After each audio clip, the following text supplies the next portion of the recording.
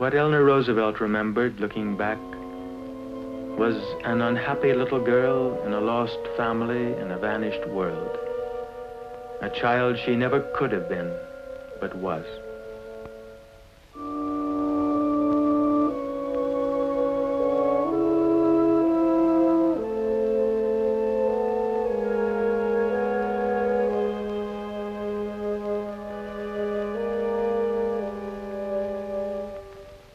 She said, too, that her mother was always a little troubled by her lack of beauty, and that she knew it as a child senses those things.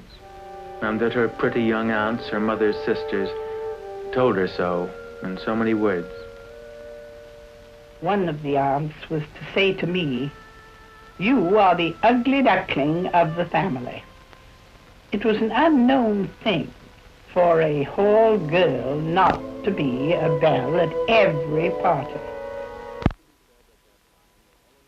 It used to be said at that time that Eleanor Roosevelt was her husband's eyes and ears, but it was never as simple as all that. For one thing, she was her husband's wife and had to take the consequences, as she discovered in New Zealand when she told a story she had picked up in her travels. Just as the Marines were ordered to leave Guadalcanal, an officer found a private feeling very sad, looking very depressed. And he said, "What's the matter with you?" And he said, "Oh, I just can't go home. I haven't shot a Jap." And so the officer said, "Well, listen, I'll tell you what to do. You go up to that ridge over there and jump up all of a sudden and say, 'The hell with Hirohito,' and they'll jump up other people all around, and if you shoot first, you'll get a Jap." So he came by a little while later, and the Marine was still looking very gloomy, and he said, "Did you do what I told you to do?" And he said, "Yes, sir, yes. I ran up there, and I did just what you told me to do, and I said, 'To hell with Hirohito,' and they jumped up just as you told me they would, but they all shouted, 'To hell with Roosevelt.'"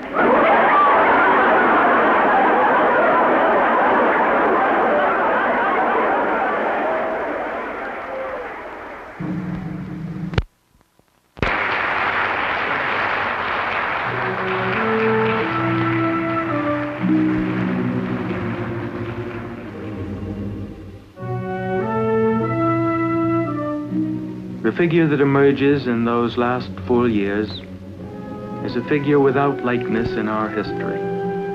The lonely little girl in the dark parlor on 37th Street who asked only to be left to her unhappiness had become a woman known by sight to millions of human beings and by repute to nearly all the world. A woman who stood for compassion and hope in every continent of the earth, for courage and for belief. A woman who met the great and the simple, both with the same simplicity, giving and taking what she had given and taken all her life, the sense of humanity, of human worth.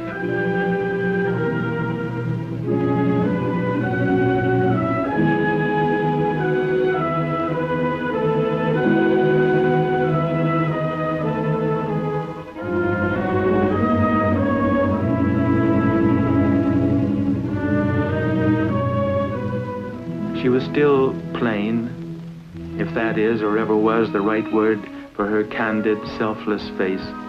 But no one who looked at her now ever thought of her plainness, only of her eyes. She was old, but it was her youth you saw when you met her.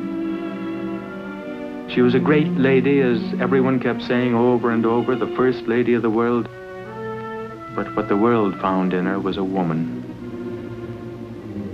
A warm, completely honest, fearless woman who had lived a woman's life, accepted a woman's responsibilities, and changed the history of her time.